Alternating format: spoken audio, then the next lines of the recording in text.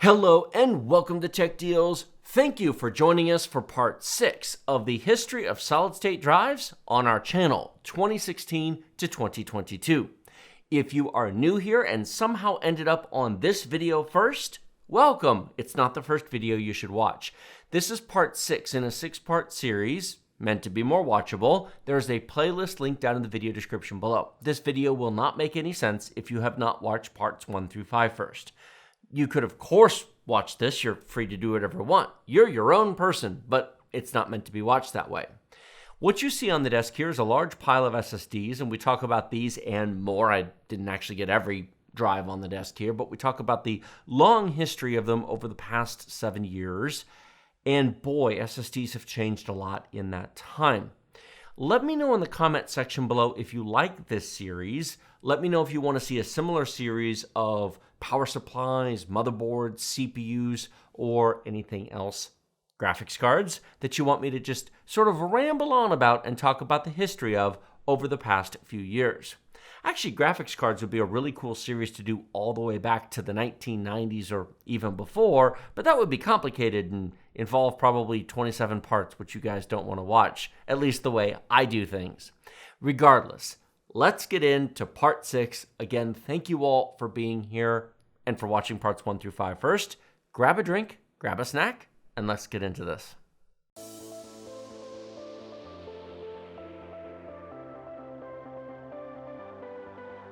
Buy Windows 10 Professional for $15, activate instantly online with Microsoft, and keep it forever. Don't pay full price. Get the best deal from our sponsor, URCD Keys, using our link in the video description below. Full details on how this amazing deal works at the end of the video.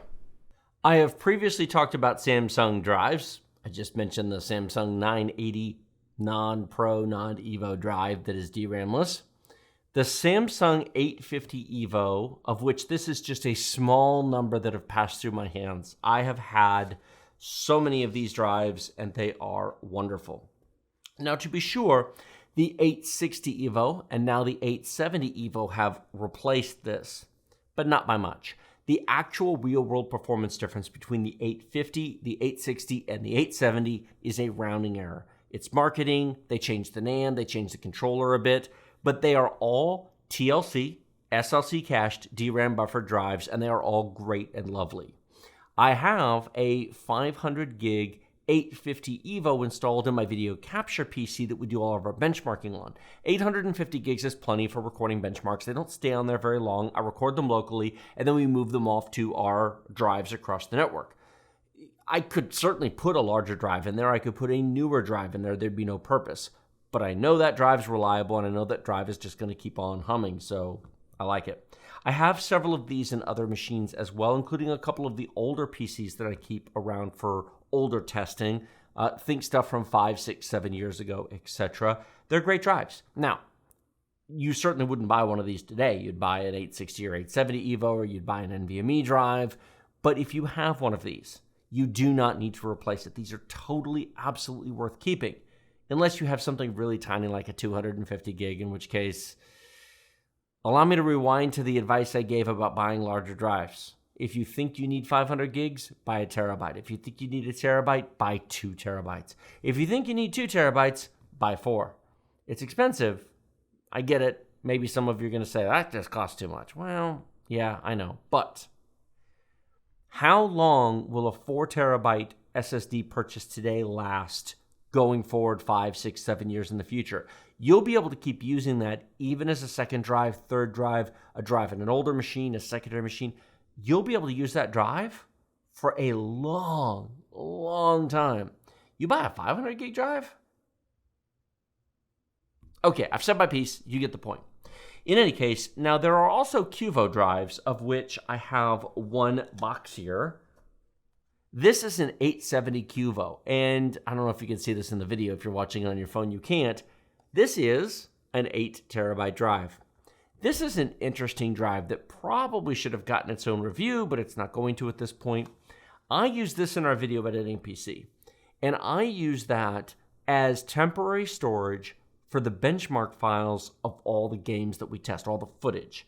One of the things we show in a lot of our benchmark videos is the actual recorded footage of the benchmarks, not representative examples than charts. I show the actual footage that was actually tested with MSI Afterburner real-time numbers showing how much RAM, VRAM, etc. is all on the screen. Those files are quite large. We record them to give us a really, really good quality for YouTube at 4K, 60 frames per second at 100 megabits. My son tells me that's a little overkill, and it probably is. But it does mean that we get really high quality recordings and that we can put them in the videos and they look really nice even after they're recompressed for the edited video and then recompressed again for YouTube, because compression on top of compression sucks. I got a really good deal on this at the time. I wouldn't have bought it today probably, but I've had this for a while. I got it close to when it came out, and I got this for under $600. Now, under $600 for an 8 terabyte drive is, well, I don't know. I still think it sounds kind of expensive, but it really isn't. At the time, it was a very reasonable, very fair price on a per terabyte basis. I wish it were an 870 EVO and not an 870 QVO. Now, it is QLC, meaning 4 bits per cell, and it is SLC cache. It has a rather large SLC cache on it. But of course, the minute you fill the drive up 80%, most of that cache goes away. The biggest issue is when you overrun that SLC cache, the performance kind of falls off. But it does have a DRAM buffer, and it has been overall pretty good. When we rebuild the video editing PC, it's going to be going from a Ryzen 9 5950X to an i9 13900K. I have a pair of Western Digital SN850X Blacks that are going to replace this, because when you put 4 pieces of video at the same time up in Premiere, you do it in quads, and then you start scrubbing. You need every advantage you can get. A common mistake and misunderstanding I think a lot of people make is the difference between 2.5-inch SATA and M.2 SATA. These are both 850 EVOs. They are both SATA SSDs. This is 2.5. This is M.2. M.2 is a form factor. NVMe is a protocol. 2.5 inch is a form factor. SATA, I guess, technically, SATA is not even a protocol. AHCI is, I guess, that's an interesting one. Okay, so SATA is a protocol, and then AHCI, Advanced Host Configuration Interface, is a protocol on top of that. You can also use RAID, and you can go back to Enhanced IDE for compatibility if you want. You can always tell a SATA drive because there's 2 notches on it. And not all M.2 slots support SATA. In fact, these days, relatively few do. Going back a few years, a lot more M.2 slots supported SATA, but that's mostly gone by the wayside. Why did they make these things? Cost. It's the only reason I can imagine, because if you've got an M.2, why wouldn't you want an NVMe? But NVMe's used to have a fairly healthy price premium, and so basically this just takes the controller board from a 2.5-inch drive and puts it on an M.2 slot. But make no mistake, this is absolutely a SATA drive with all the limitations of SATA. It's just one of those curiosities that mostly has gone away at this point, but still interesting. The Samsung 750 EVO is an interesting transition product that lived and died a very short life. Introduced in 2016 alongside the Samsung 850 EVO, the 870 EVO is a holdover from the previous 840 EVO line.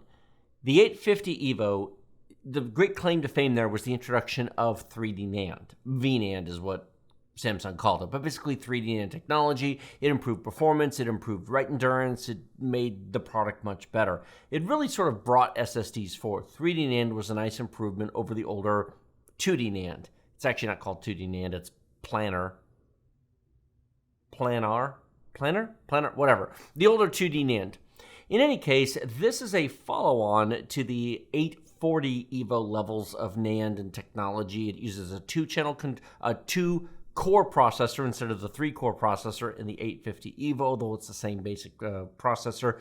It does have a DRAM buffer, which is interesting for a super budget drive. Budget drives quickly moved away from that. I actually have 2 of these. This one is a 500 gig drive, and this is a 250. I no longer have the 250, but I do still have the 500, although I will be retiring that soon. That is in my AMD FX 8300, and the reason it was put in there is because that's an appropriate drive for that level of machine. In 2016, when I built that machine and put this drive in there, a 750 EVO made sense. The interesting thing is these sort of carried over the pros and the cons of the older NAND technology from Samsung. Those of you who are relatively new to the industry or who weren't paying attention to SSDs back in the mid-2010s may have missed or forgotten about the issues Samsung had with their 840 and their 840 EVO line of drives. I still own an 840 and an 840 EVO. I still use them, even the 840, believe it or not. Bear with me for a second. The 840 had a problem. There was a hardware design flaw which caused the information in the NAND to decay over time, and there were some read errors and some other problems. Samsung actually released a bunch of firmware fixes for that drive, and some of them made it better, and then some of them made it worse, and they finally issued a press release stating that the last firmware they were releasing was the last firmware they were releasing, and they were moving on. They did the best they could, but essentially, the 840s had a hardware problem, and there was nothing they could do to fix it in firmware. To mitigate the problem, the drives, over time, will actually read and rewrite the data, and so you'll actually, as long as the drive is plugged in and powered, it will slowly burn off its drive write life, refreshing the data on the drive. It also had to slow down the reads because more advanced error correction code had to be added in order to be able to read the data off of the NAND because some drives were losing data.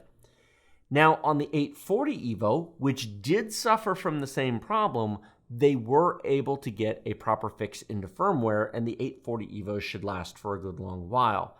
They did suffer some performance degradation, but by the time all this was worked out, the 850 EVOs were out, and at some point, Samsung, honestly, they looked at the tiny size of the early SSD market. Remember, these things were very expensive back then. And they went, we did our best. Good luck. And look, we have new products for you to buy.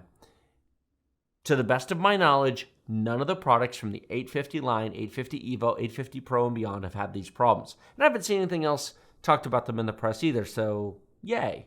A lot of other companies had early teething issues as well. But for many of you who know Samsung is producing the most reliable, most dependable, fastest SSDs on the market, that wasn't always true. But for what it's worth, my 840 and my 840 EVO still work. My 840 is a 500 gig, my 840 EVO is a terabyte, and yes, an 840 EVO 1 terabyte was hellaciously expensive back then. Yes, it was. Those were the boot drives, respectively, on my i5 2500K and my i7 4770K for a while. And currently, I have those drives in two older machines. I believe my 840 500 gig drive is in my i7 980X machine at the moment. And believe it or not, the 840 EVO is on one of our test benches storing games. It works. It does the job. Game loading time isn't something we benchmark, so it provides a terabyte of storage. And let's just say that that drive doesn't owe me anything else at this point. So if you still have a 750, I guess you can use it in an older machine. Don't take one of these to a new computer. Retire these when you retire the machine. Unless, of course, you're like me and you have an older machine, in which case, leave it there. We're almost at the end, believe it or not. Last, but certainly not least, we have Western Digital. Now, I actually covered some Western Digitals earlier, and I've talked about them several times during this video series. Now we have to talk about Western Digital Blue. Now, I do not have a Western Digital green box to show you, but I have used Western Digital greens that I received. I've actually had several Western Digital greens. They were all out of OEM machines. I think one came out of a laptop and two came out of desktops that I purchased. And I very quickly replaced them because the Western Digital greens are terrible. These are blues.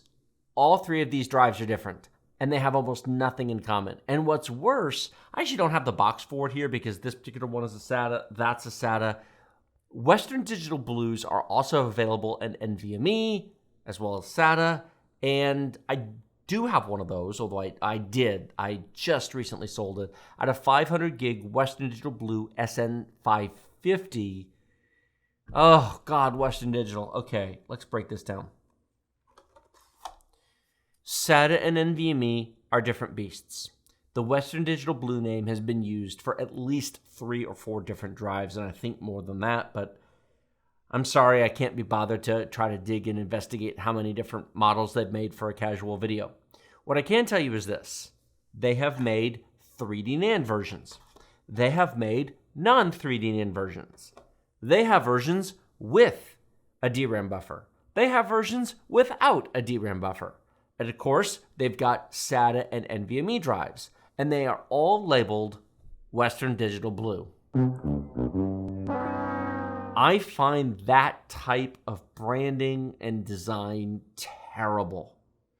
A blue drive should be a blue drive. Now, maybe they could do Western Digital Blue, Model 100, Model 200, Model 300, put something after it. Like Samsung. Samsung's got the 850 EVO, the 860 EVO, the 870 EVO. If you buy a Samsung 850 EVO, you know what you're getting. As much as I dislike the Samsung 980 non-Pro non-EVO, at least you know what you're getting. If you buy a non-Pro non-EVO, you're getting a QLC DRAM-less SLC cache drive. They're all the same. But with these, who knows? And it gets worse. I have in my hand one of the best SSDs in the market. Mentioned it earlier. Western Digital SN850X Black. Yeah, Western Digital's used the black name too many times. They've used the blue and the black name on hard drives as well. They love their colors. They got blue drives, red drives, green drives, black drives, purple drives, surveillance drives, and more. The hard part is you still don't know what you're getting because the SN850X is amazing. The SN850 is amazing. The SN750 is amazing. The SN770 is not. I'm not even joking. They have now made cheap black drives that are missing stuff. So it's eternally frustrating when you cannot tell what you're going to buy. You really, really, really have to educate yourself and look at model numbers, look at product specs, and understand the difference because knowing Western Digital, they're going to come out with an SN870 and it will be a QLC DRAM-less budget drive with a higher model number than the SN850X. Do I sound disgusted? That's because I am. It's extremely frustrating. The 770 is a worse drive than the 750. Mark my words, there will be an 870 that is worse than the 850. Western Digital, you're killing me over here. You're killing me, Smalls. You really are. Here's the other mind-blowing thing. This is a SATA drive. This is a Western Digital 1 terabyte blue SATA drive. It has a DRAM buffer. The NVMe version of this drive, which actually has nothing to do with it whatsoever, but the box looks the same. The drive looks the same except for the missing notch because NVMe drives only have a single notch. Does not have a DRAM buffer. They made the NVMe drive worse. If it weren't for the fact that the SN850X is really that good, I would say to heck with Western Digital, don't buy them at all. The only problem with that is A, they are a huge company. They sell a lot of drives that are available in a lot of places. And B, they've genuinely made some decent products. The aforementioned 850X. And the 750 as well, which is the Gen 3 premium black drive. But those are both very, very good. Of course, they also have made some other older black drives, which were terrible. I had a 512 gig Western Digital black drive that gave me nothing but problems. It wasn't a 750. I think it was the 730. It was the model before the 750. And I ended up getting rid of that because it was weird. Western Digital was still figuring things out after their purchase of SanDisk. And interestingly enough, to some extent, this is all just SanDisk stuff because Western Digital paid $19 billion to buy SanDisk in 2016. So, Seagate, what are you doing? Hard drives are not going to be around that much longer, Seagate. If you don't get some NVMe drives out on the market, you're going to get forgotten as a company. And I know some of you can say, but Seagate has their fire CUDAs. Yeah, I suppose. Their retail presence and their marketing and mind share are pretty poor in that regard. So maybe they need to buy somebody. I wonder if Western Digital's for sale. In any case, the only other drive I have in the pile here is another copy of the Gigabyte Aorus NVMe, which I already talked about earlier, so we're not going to talk about that again. I don't remember if it was in this part or the previous part that was filmed, but regardless, if you've watched these in order, then you've seen that already. That is a heck of a stack of SSDs. My goodness. I think I need a break from talking about all that. So what's the TLDR version of that entire series of nonsense? You get what you pay for the most part. Generally, if you spend more, you get more. You get more longevity, you get more performance, you get more endurance, you get something that will stand up under heavier use, you get something that will last longer, and so on. This does not mean that everybody needs super premium. I absolutely acknowledge the place in the application for cheap SSDs. There are an awful lot of budget OEM machines. Dell builds a lot of $500 office machines that are going to go to an office and run Word, Excel, email, and Exchange. And that's pretty much all they're going to do. Is a Western Digital Green QLC DRAMless ultra cheap crappy SSD good enough for that? Yeah, it is. As much as the tech enthusiast in me goes, what a pile of junk. The truth of the matter is, it's fine. It beats a hard drive, and for the light workload of such a machine, I get it. I understand. There is a place for that. Thankfully, some manufacturers do recognize that their premium machines should not have such drives in them. This laptop here is a really good example. This is the 2022 model Asus ROG Scar. I keep wanting to say ROG Strix because ROG Strix is always what they brand everything. So this is the ROG Scar, and this came with a Micron 3400. This is a Gen 4 TLC, SLC cached, DRAM buffered premium NVMe drive. OEM, Micron not crucial, but it is their premium performance drive, and it came with a terabyte, which is really nice. Now, I did take that drive out, not because there was anything wrong with the drive.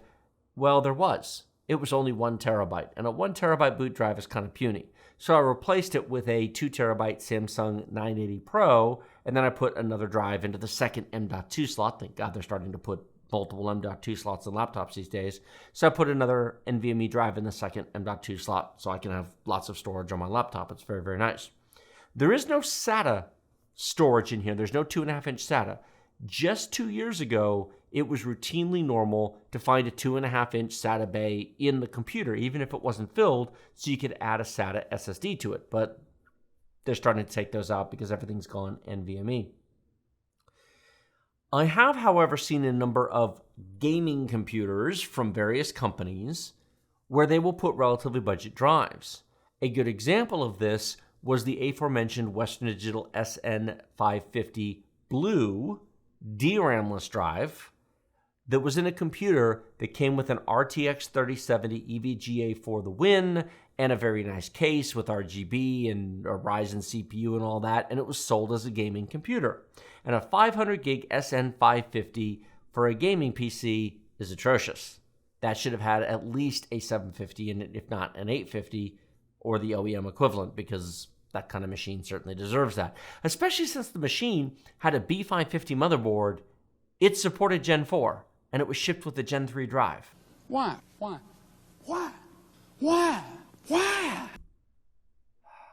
No, it's not the end of the world.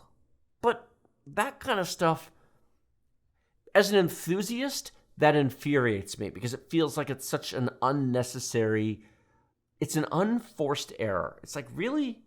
Really? This is what you're going to do? You're going to save $20 here? Well, okay, maybe it's more than $20 because it's both Gen 3, DRAMless, and crap. But this is where you're going to save some money. On the flip side, the business person in me recognizes that the average buyer doesn't have a clue.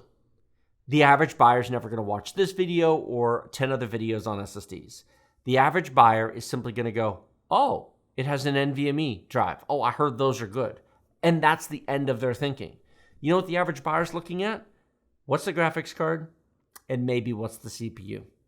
And sadly, too many people aren't even going to ask what the CPU is because they're going to go, oh, well, it's got a 4070 Ti. It'll be great. What's the CPU? Oh, it's got one of them Ryzen things in it. Ryzen's a good gaming CPU. I read it on Reddit. Let me guess. It's got a Ryzen 5 5600 with a 4070 Ti at 16 gigs of RAM and a 500 gig SN550 DRAM-less drive. Don't laugh. That exists. Companies build that nonsense. Please don't build a computer like that. Please don't support companies that build computers like that. Your SSD is what stores Windows, stores your games. It controls the load levels, the load times of games. It controls the update times of games. It controls the feel of your machine, the ability for more than one thing to access your system at a time, your multitasking. You spend a little bit more on an SSD, you can keep it longer. It'll provide you a better experience. If you've otherwise got the money and you're otherwise building a nice machine, coming back to the TLDR, buy a decent SSD. Your computer and your sanity and your load times will thank you for it. Looking for a Windows 10 or 11 product key, but you don't want to spend $100 to $200 for it? Our sponsor, URCD Keys, provides discounted Windows keys at amazing prices. $15 for Windows 10 Professional, $21 for Windows 11 Professional, and just $60 for Microsoft Office 2021 Professional Plus. These product keys are the real deal. They activate directly with Microsoft Online, link to your Microsoft account, and they work forever. For Windows, you simply go to Settings, Update and Security, Activation, click Change Product Key, paste the key provided by URCD Keys, and in seconds, you're activated with Microsoft. For Office, go to setup.office.com, sign in with your Microsoft account, paste the product key provided by URCD Keys, and then download Office 2021 Pro Plus directly from Microsoft. Remember to use the discount code TD20 to save 25% off the already deeply discounted prices and support our channel at the same time. We have been using product keys from URCD Keys for almost 5 years now without any issues and encourage you to do so as well. Thank you everybody who watched this entire series. It almost feels like a mini-series on Lifetime. 2 gold stars for all of you for still being here. Y'all are awesome. Like, comment, subscribe, and do all the YouTube things. I may have a few links down in the video description below to a few of the currently available awesome drives you might consider. On the day that I am filming this last part of the video, it's been filmed over a period of time. On the day I'm recording this, the 2 terabyte Western Digital SN850X Super Premium Gen 4 NVMe drive is $169 on both Amazon and Newegg. $169 for one of the best SSD drives that exists is not a huge ask if you're building even a reasonably decent PC. i5 13600K, Ryzen 7 7700X or similar should absolutely consider using that drive. Now you can go down to the 1 terabyte drive size, but those are $99.